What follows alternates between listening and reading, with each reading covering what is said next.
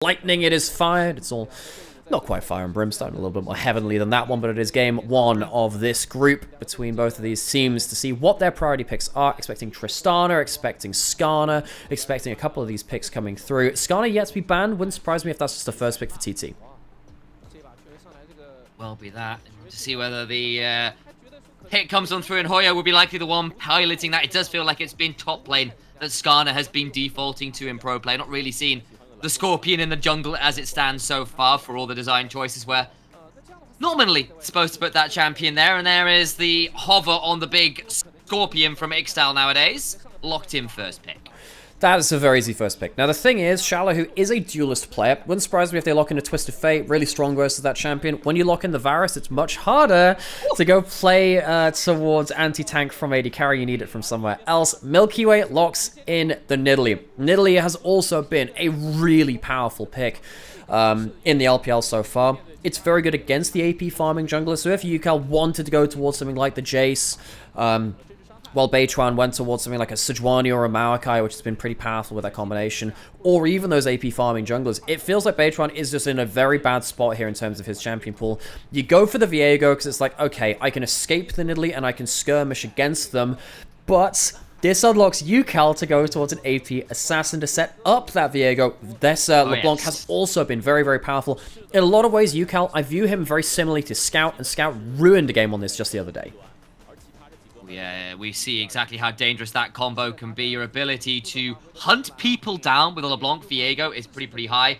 They will, however, get the K'Sante in for Shala, who does feel like K'Sante's priority dropped just a touch in the top lane with things like the Skarner coming forward, but it's still obviously very, very potent. Between the Chains of Corruption and the Nidalee plus Varus combo, your ability to throw up a front line and then just throw poke from miles and miles away already feels pretty good from FPX. And of course, Milky Way, no stranger to the Nidalee, of course, hasn't really pulled it out at LPL level yet, but obviously back in the LDL, was known for pulling the champion out and making people suffer with it. I'm trying to remember if he's even played it at all this year. No, he hasn't, no. I thought there might have been one game or two, but we've had quite a few Nidalee players crop up, so it's like, well, okay, he's going to get to that one first. So FPX, I think they're going to ban away lane-dominant bot lane champions, which can potentially push in and stop the Nidalee having pushing lanes to work with. They know that the LeBlanc's coming, and you can see that Care has been denied of his Yone. He's a big Yone player. Wouldn't surprise me if maybe Ahri was banned too. That's an okay matchup, and one of Care's real specialties too is an Ahri main before he even made it into pro play. FPX want to have pushing bot lane, pushing mid lane to enable this Nidalee. Gonna be the plan. See whether they can make it work. Still, Yone banned away from Care. You called him out as someone who was good at those AD options. The Nautilus as well, still very, very strong. You want to lock in here. The Aurelian this is a big pick of his too. It's a big pick of his too. And it can deal well with the LeBlanc, because LeBlanc loves to dash forward, take these quick trades. And something like a Comet Mage mid laner can do quite well against that Care. Goes towards that way. It is a fine matchup versus the LeBlanc. I wouldn't necessarily say it's Care's best one on the whole. He played... How many games of it did he even play in spring? This might even be his first Hui game. I'm surprised to see this from him. It's going away from what we know of as comfort from him. See what Extend decides to lock in. It's hovering a few of his classics. The Ezreal will be a little bit more slippery versus the likes of the Nidalee and the Varus, but instead...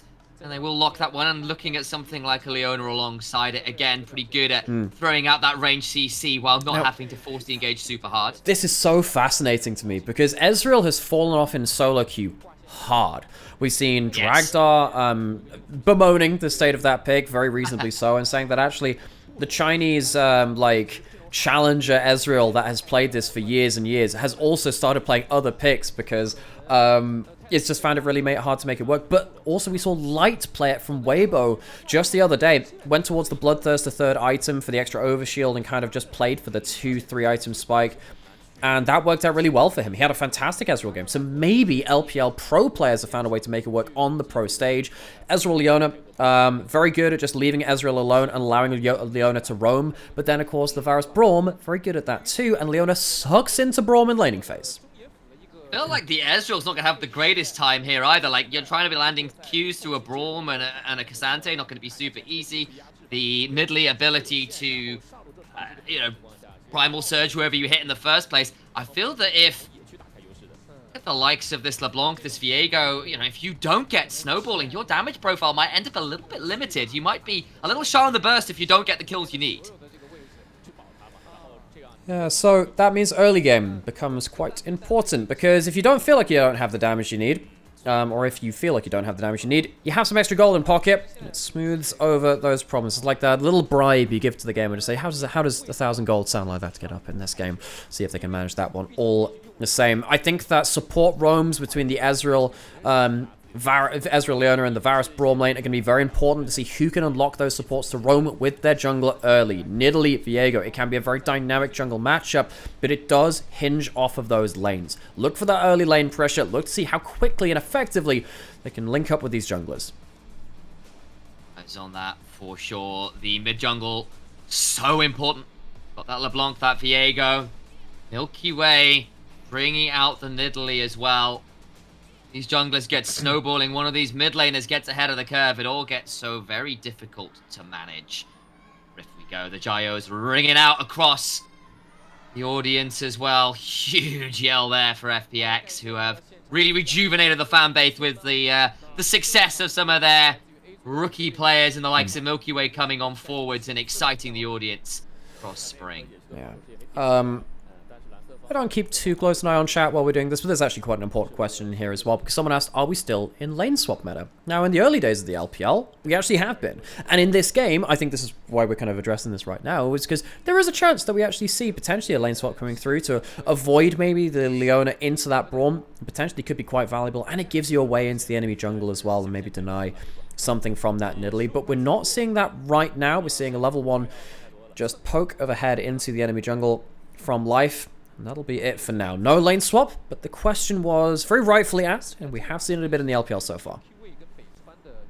Look like, as you said, we're seeing that, but it will be worth keeping our eyes on, especially as the series goes on. Maybe that will be something comes out in the next game. We saw it last game for certain when we saw the attempted shift away of the Gragas and the Jax, all ending up on the weak side, as the concussive blows stacking onto Jojo, who needs to be a little bit wary of that Braum passive, as you kind of mentioned. Yeah, Leona hates Braum. Just hates it so much. Flies in, immediately gets decked by the concussive blows, and doesn't really get to kill the targets which she wants to either, because we stand behind me and then heal on Life, and then also the kind of like the Guardian too. It's just really hard to burst out the people that you want to.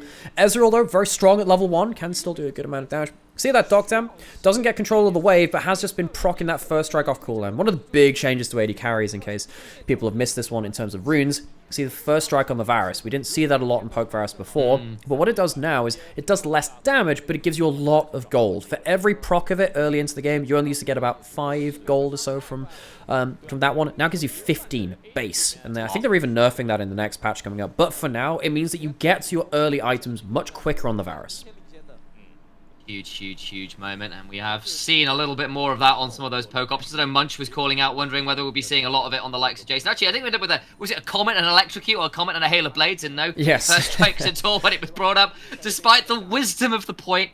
Back you up, Munch. I would have thought the same. So, by the way, in that specific game, I remember that. So when it comes to the Jace is a very interesting champion when it comes to runes, because we also used to see top lane pretty much always go towards Conqueror, but in some games you need that phase rush. And when we're seeing the Tristana Jace matchup, it's almost always phase rush to just run away before the bomb explodes and gets the full value out of it. So, there's a lot of stuff from that. So, anyway, Dogdown coming through, doesn't land the Zenith Blade onto him. Stun back is pretty good, but the Eclipse Shield keeps Chocho healthy enough, and Onyx Zen lands a really nice WEQ combo onto the likes of Dogdown. Gets another Winter Spite, though, and now Milky Way training up with Beishuan, throwing out a few of those ranged daughters with the red buff, proving pretty difficult towards the mid lane. We look instead as trading pretty aggressively across the board here from both teams. So, UCal getting some okay moments against Kea here as well. He didn't go for the first strike. We did actually see the first strike from Scouts LeBlanc earlier in the week, and it does feel like LeBlanc, in the hands of the players which love that champion, has become a power pick once more. I think with the downfall of Azir, Orianna, Mage meta more commonly coming through, LeBlanc finds it much easier to play the game. She kind of sucks versus a lot of those control mages. And yes, the Hui can sometimes definitely does classify as that. Doesn't beat the LeBlanc in quite the same manner that someone like the Orianna can in the early few levels. So we'll see what UCal can do with that Electrocute, though, without that first strike. does feel like, unless you land a really good, the Grim Visage, the stun on the Fear stun. EQ. Sometimes it feels like you can jump over some of the other abilities that Care might otherwise be able to throw out your ability to close the They range. should have Like, 100%. They should have called the EQ just like, I don't know, just some reference to Rise. It had to be. Just called it like overload or like overloaded vision or something like that. Just, I don't care. Just something like that, because just the EQ, it means too much to Rise players. It's just who's that voiceover guy that the Rise mains hired to just yell EQ? Yeah, it was just that for like 2 minutes solid. I can appreciate that. Fantastic. I can't remember the voiceover guy's name. He's quite famous. You know the one we're talking about. Yeah, the guy in the suit with the short buzz cut blonde hair. Yeah. Great stuff. Cho. Stepping on forwards, just land onto life. It will be a 3v2 at the minute. Care has to flash away, backing away to safety to go Grim Visage. The stun back is good. Into the severing bolt. Yukal now low. Milky Way pouncing forwards, looking for the takedown kill. Gets it. The Zenith Blade, a little late, but Beishwan gets the reset. Milky Way over the wall, looking to try and keep himself alive or throw down the trap. Grim Visage not quite in range alongside the devastating fire. And so in the end, it will be the 1-for-1. But actually, life is here. They can keep trading this. How much further do they want to go? Milky Way steals away the big raptor. Back away after a bit of a brawl in mid lane. And Milky Way comes away with a kill. I think that's really important. Nidalee pretty much always needs to snowball. Yes, the gold goes over to Beishwan as well, who is, of course, part of that volatile jungle matchup. But Nidalee with early gold, getting towards an earlier Lichbane, can be very, very strong. Shutdown onto Yukal also. Well, it's not really a shutdown, but the first kill onto Yukal. Very, very important too. We talked about the snowball and lane domination style that LeBlanc can have in some of these matchups. Getting an early kill there takes some of the teeth out of TT. And we get to look at this replay because it was a bit of a debacle in mid lane, a fracas, you might say. And we can see that, you know, Chocho kind of uses life as a taxi to get towards his mid laner. Care gets the Guardian shield, though, gets to stand behind me, and that's why we were saying, hey, it's quite hard to get targets through that Braum. Yukal gets stunned before he can go back to the return point, too. That's how he ends up in the middle of this. He sticks for an extra auto, ends up dying for it. At least Beishwan gets something back and gets on to Care at the back end of the play. A lot of flashes blown. In the end, we remain in a relatively even game state. That's the Ionian Boots of Lucidity early for Milky Way here as well, deciding towards that rather than anything like Raw AP just for the cooldown. Does feel pretty good on the Nidalee. I'm surprised it's not the Sork Boots, because Sork Boots are really, really nice in terms of the ability to keep going forwards. But this is Conqueror Nidalee. It's not going to be the Electrocute. We have seen a fair amount of that. It says actually wants maybe a bit of an extra ability to cut through maybe a tankier Viego if he builds towards that. I mean, you kind of have to go damage on this champion. You go and crack a Slail nonetheless. Do more damage versus Hoya Chocho. Beishwan doesn't have flash right now. Can he get a kill anyway? There's just no way of making this happen, right? Yeah, there's the ultimate. The fear, though, is excellent. The spiraling despair. Now Milky Way is here. The slow could prove really difficult. Yukal has to body block. And that means the damage back is pretty huge. Yeah, Milky Way, tier 2 boots early means he can turn up in time for that play. Very, very dangerous for TT to overstay in that mid lane. They do almost kill Care again, and when you have that wave away from your tower as that the wave versus the LeBlanc can get very, very deadly. So it's a good chance for TT to jump that. They fail the play though, and Milky Way manages to get himself a bit of a jungle camp steal as well. Importantly so for him, he has that. Fails it. I was wondering if he'd be able to get that smite before the camp reset. Couldn't quite, which means it will delay the camp take, but still a camp taken nonetheless. Exactly that, and of course, Beishwan was taken pretty low as a result of that mid lane play. Wasn't really going to be in a position to contest Milky Way on the Raptor camp, so just has to cede that camp. Haven't really had to talk much about this top lane. Skarner for Hoya, we're looking how his team fight impact will be. Feels like Skarner and Cassante feel pretty similar, which is not great news for a lot of people, and I completely understand why. Because they just become very tanky, have huge team fight impact, they're very hard to get under the skin of, and they can get access onto your backline somehow in those team fights. We've seen some really cool combos coming out of the Skarner when you slam people into walls, and you actually drag them behind you by getting them into wall and then dragging them the other way. Varus ult lands, here comes the Nidalee. Sure, taking a little low. Won't land anything more quite yet. I think that was a Chains of Corruption going wide there from Docdam. No, he's eat away from. Eat away from. Eat away from. There's going to be so many skill shots. Dancing shoes on from 1xN. Who is coming down to help, though? No one right now. 1xN has Flash. He has E. And he gets himself out. Great dancing shoes from the Ezreal. Needed to be. We'll be forced away from the wave, though, and that means we'll be losing a plate or two. Bejuan is taking the opportunity, though, to clear through the Nidalee topside jungle. Important. That quadrant left up and available, so big win for Bejuan on the other side. I think this is a really important moment. We have seen Viego be a power farming champion in the past, and he is a really good damaging champion with the Kraken Slayer changes really helping him too. I think he's been a big beneficiary of that one. You see that Milky Way, by spending time in bot lane, even though he cleared through enemy Raptor camp, losing enough on his own side to be down in CS as a Nidalee. That is not what you want to see from this champion. Milky Way has that first kill, but is behind in gold. Big moment there for Bejuan, and of course, it comes at the cost of 1xN's lane to an extent, but they're kind of doing just fine.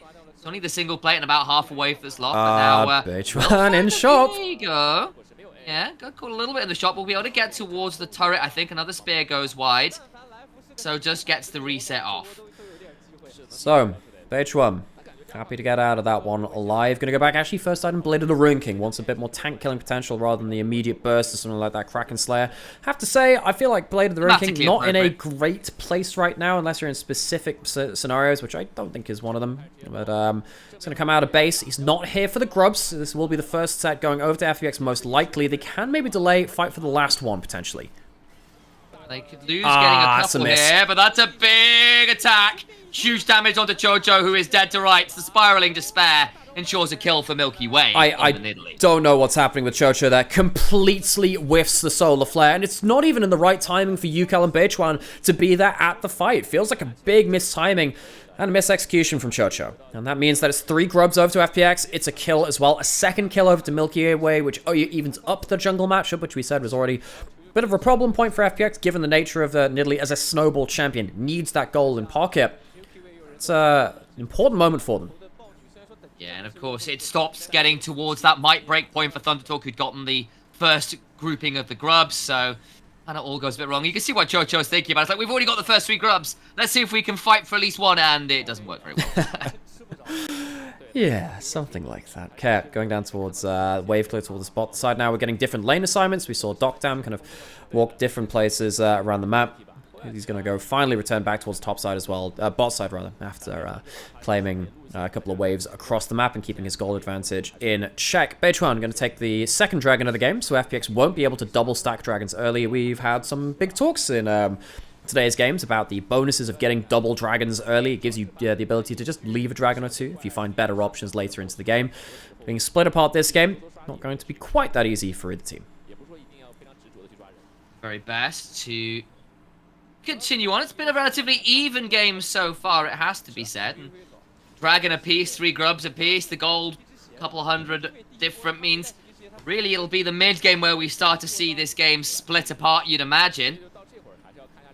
That'll be a point of power, yes, for Thundertalk when they've got the LeBlanc and the Ezreal are 2 items each. But if they don't make that work, you begin to feel like the poke and range of FPX can get quite difficult to manage with the front line they have. Yeah, there's something to that. I think particularly we have seen Hui overtake games later into things. I think Angel had a fantastic game on it just the other day, amongst others as well. Cream, of course, a big player of the Champions too, and continued to do so on Top Esports. So, Care will need to wait to see in his first game on the Champion where he can match that kind of potential. Yukal moving into a side lane, but without a big lead. Doesn't have the first strike, as we said, to get extra gold in pocket early on from poking out in lane. Does kind of feel like Yukal will need to pick up the slack now. I'm also just looking at the boots for Thundertalk. That is 4 pairs of Merc Treads. Everyone but Ezreal running the anti-magic and CC boots to try and mitigate some of the potential pick and magic damage from FPX. Yeah, I think really having that those Merc Treads means, well, you see so many freaking Merc Treads, man. Just everyone on the same page with this, basically saying, if we get hit by CC, yeah, that's really bad. Let's not do that. Let's not get to that point. They're trying to reduce some of the effectiveness of that. One thing that's worth noting, we talked about some AD carry itemizations changes today. We've talked about some rune changes, and another rune change is that Legend Tenacity is gone which is a very important kind of removal of tenacity from the game. It's quite hard to get tenacity outside of Merc Treads now. You can get Zephyr as boots, so you can upgrade Berserker Greaves into that one, which gives you some tenacity too. But on the whole, it's really hard to get tenacity, which means Merc Treads have gone up in value quite significantly if you used to take tenacity in runes. Exactly it. We'll see whether we have any more madness occurring.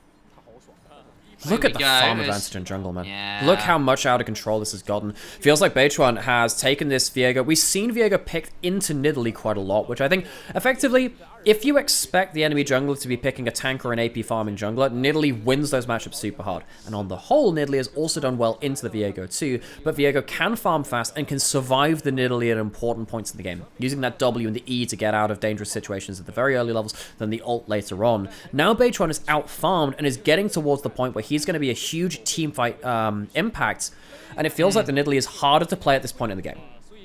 Yeah, I think that's fair, and a lot of that is just the fact that the damage back is pretty good. Chocho goes in. The double teleport's coming on through. This will be our first proper brawl. They get the gem to the corruption. They go wide. That could be problematic. Hold all out, though. That means Leona.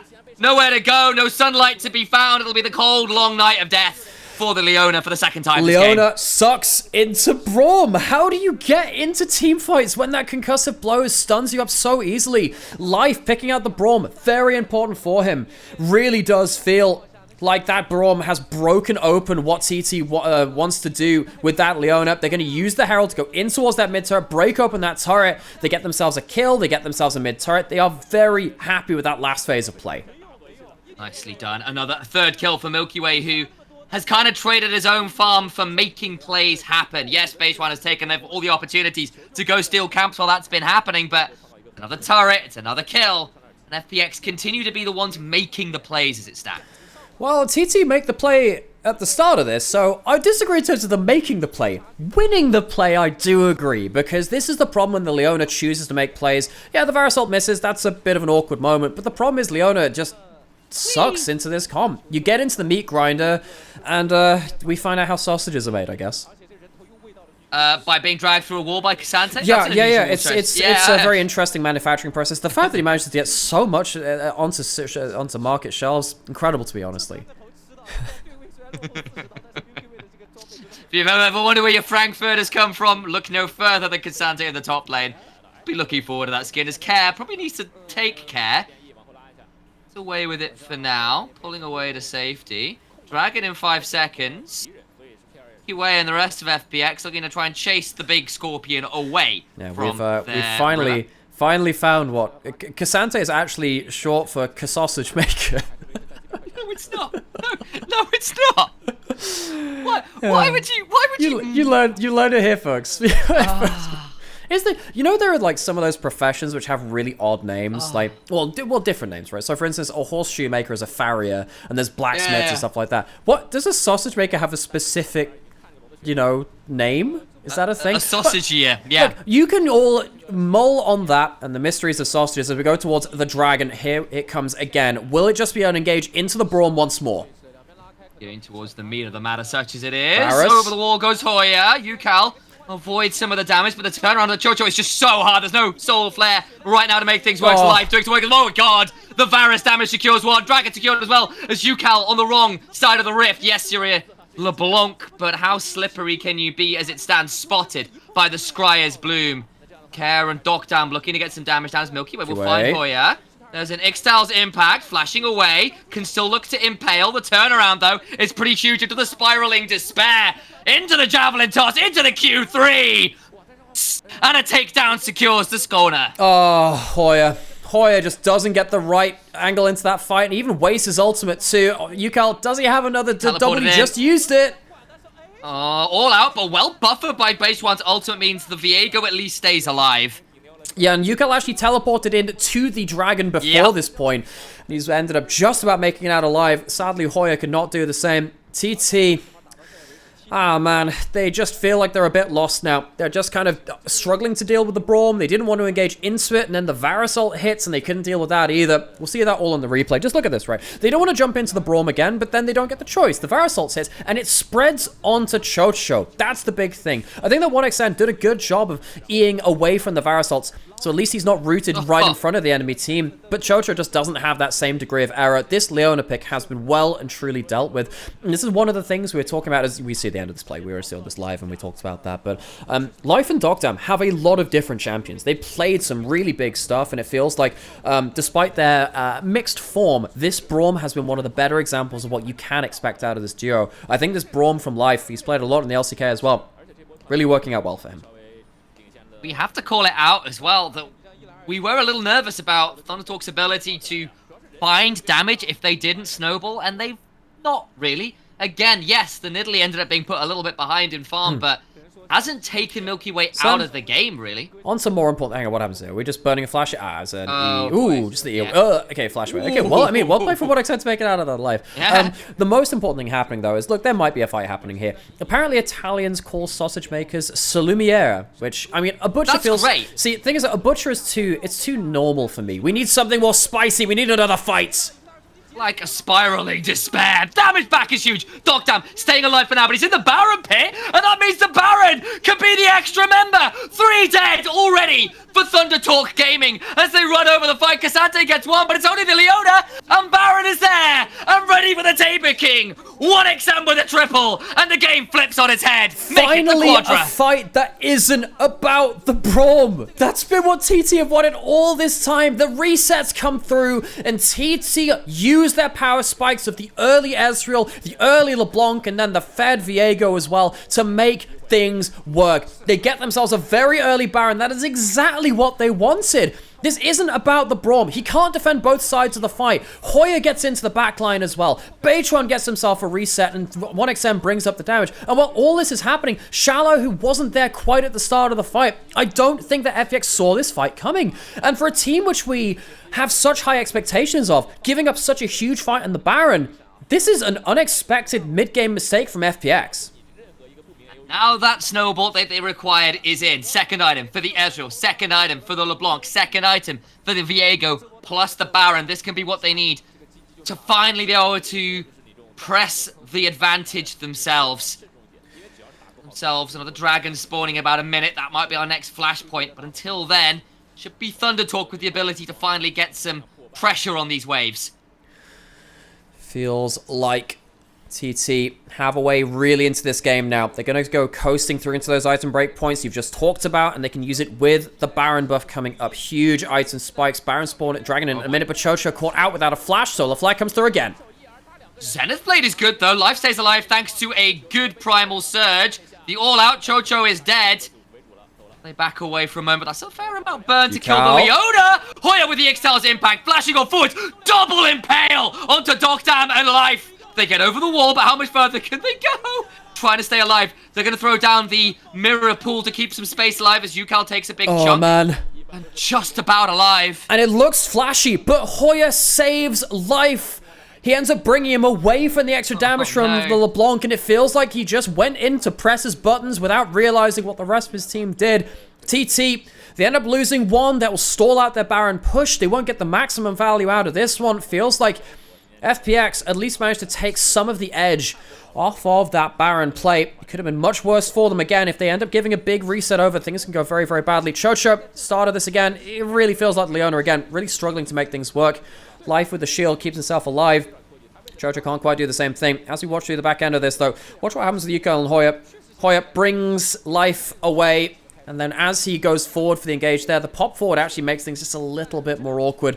Life manages to get out with a second cast of that shield. Dragon secured, though, by Thundertalk nonetheless, so they do have that, but the Baron play has been somewhat stymied. They will begin to siege again onto this tier 1. What about 20 seconds odd left on it? It's only another wave or so after this. I'm not sure they're realistically able to shove for much more than this tier 1, if that. See, Hoya also contributing to the poke as well with the throw another rock, playing a little bit of Taliyah, I suppose.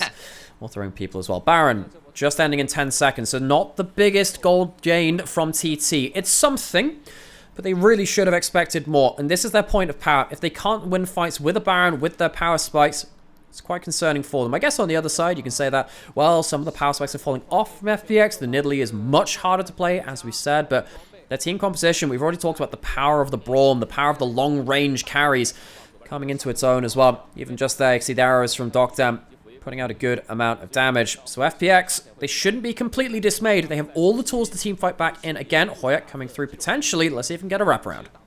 Shattered Earth available. That means you can look for an upheaval. Care will spot out Hoya. Wise to the ways of the Scorpion flank.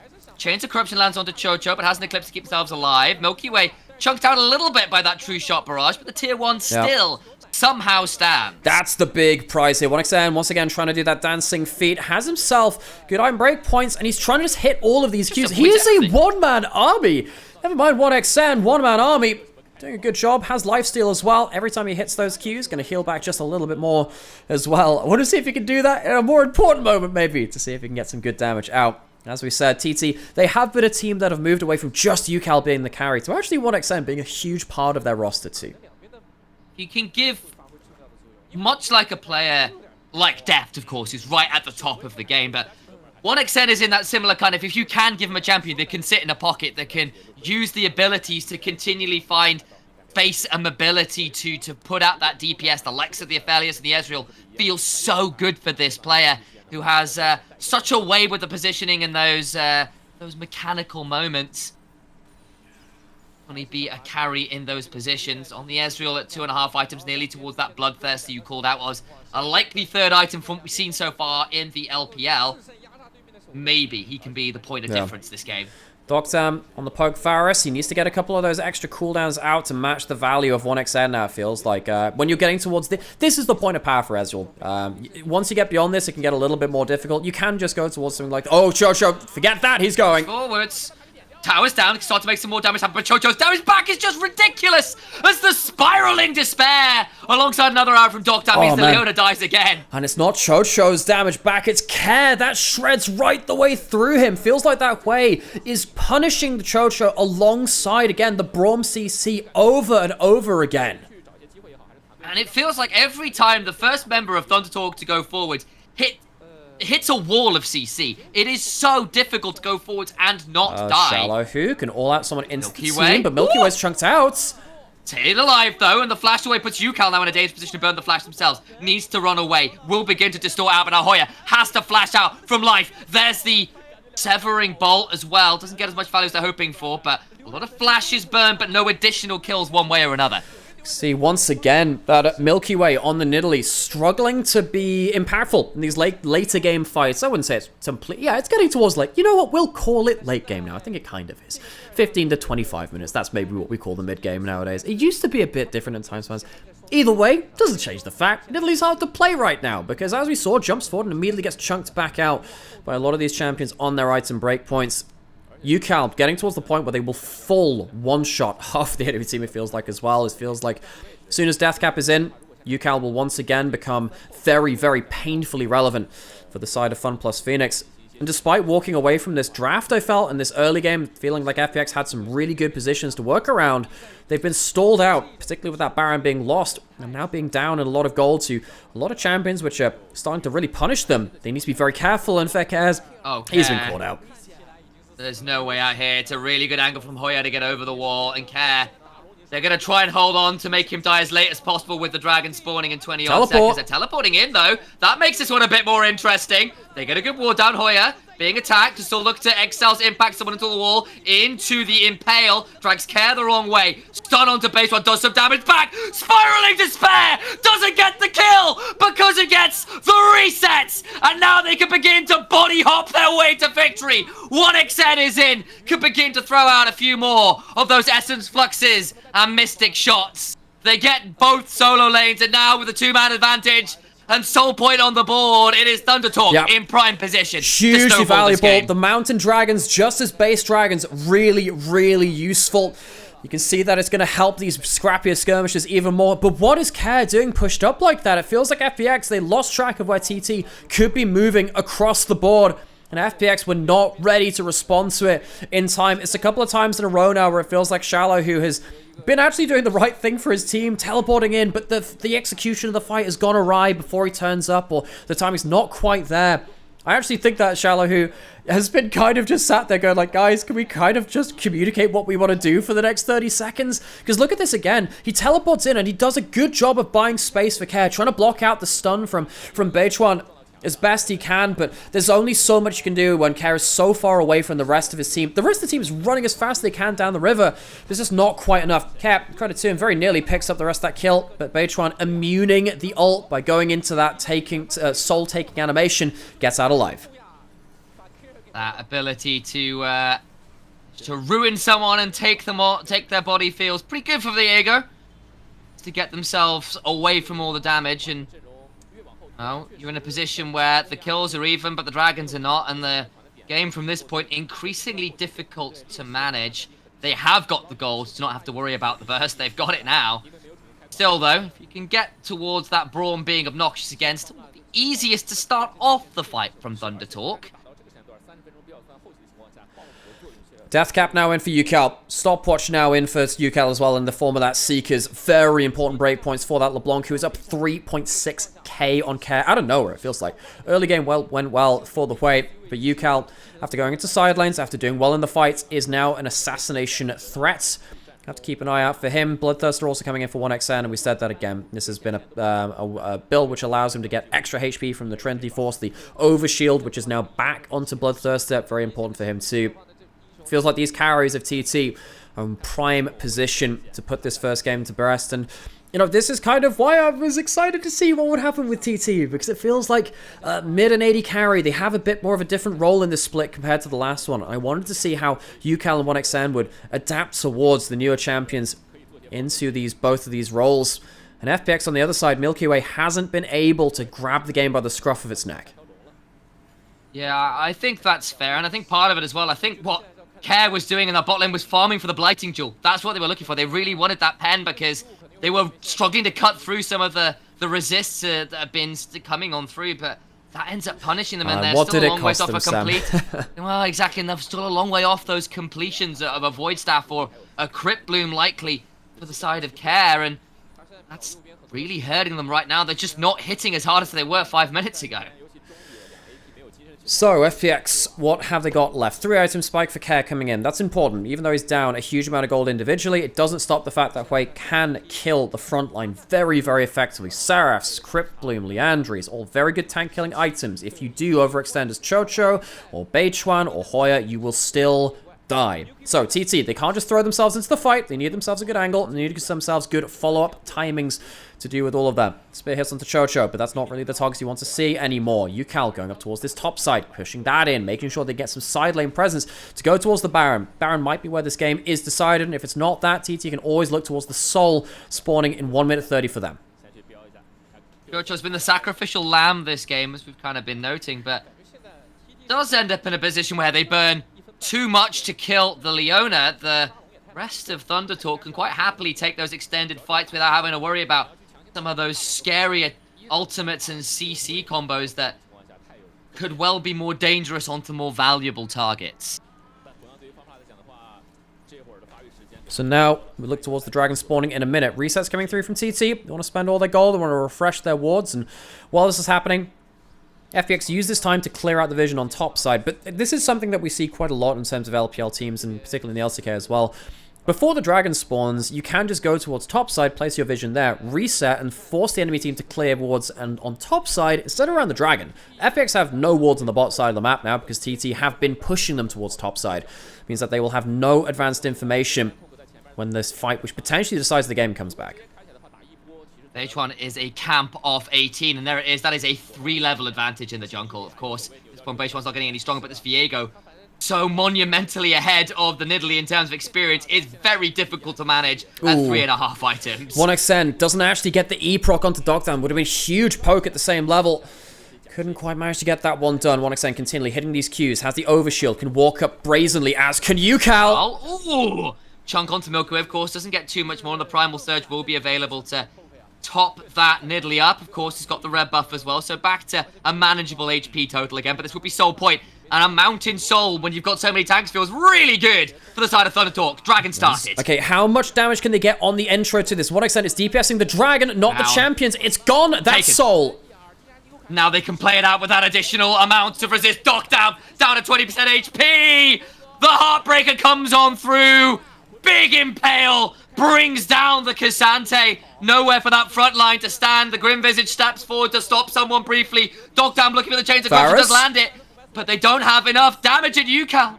Steps on forwards will not look for anything more. Man advantage still, and they can look to go towards the Baron to really cement their advantage. And when they have... Oh, that's the assassination. UCal picks off the jungler before the Baron, and that is going to be the killer blow. Mountain Soul, item breakpoints, a smile on the face of UCal as he takes down the prodigy jungler himself in Milky Way. He doesn't even stick around for the Baron. He's going to take down the turret itself. TT... We said that this team has always had moments of brilliance, and we've seen what they can achieve in drips and drops. FPX, a team which so many people are excited to see, but in this first game, it has been all Thunder Talk after that earlier Baron play. Felt like they haven't let up control of the game. A closely contested early game now turns to a thoroughly Thunder Talk favored mid to late game. We'll have a look at this Baron fight again, because FPX are desperately trying to get in here to contest the Soul, and they just can't do it, and it all goes wrong from there. It does, and you can see, effectively, the Varus is out of the fight right from the start of it, and everyone else has to retreat. The retreat paths are just so awkward to get to from FPX. They have to split up. It's another ult forwards. They're going onto the front line this time. Jocho is dragged away, but he's just so much tankier than he was earlier in the game. They get some CC back, but the HP bars just don't reduce to the way they used to. A Mountain Soul and a couple items makes even a 0 and 6 Leona pretty damn tanky. And feels like the Leona, despite the early game being not the easiest thing, has ended up becoming a real problem. UCal jumping really far in. That might have been too far. Flashes backwards. Left his return point a little too close to the enemies. We can still see some of the inaccuracies in Thunder Talk's gameplay. Game that was a little closer, that could have been really detrimental. But they still get the turret, and UCal gets out alive, so no harm. Foul, so to speak. And the siege continues for Thunder Talk. So, TT using the Baron buff, using the Mountain Soul, they can keep popping forwards, particularly UCal. Having that extra bit of HP every time he jumps in, regenning on that shield, gives him so much to play around, and here comes the all-in! Oh, Impale afterwards! The Scorpion steps forwards, and FPX crumble! Thunder Talk! Strike first! The Lightning will need to strike again once this series, but right now they're on fire. A triple to UCal, a player who is finally looking to be back on top form. FPX, their fire is extinguished in game 1. The Phoenix, legendary though it might be, had to go through trial, tribulation, lightning, and thunder. Taken down in that first game at the very least. Question now, TT, good first game. Had to come back. A bit of an awkward early game, particularly on Chocho's Leona, struggling to play into that Braum. Can they make it work in a second game of Fearless Draft? They won't have these chances.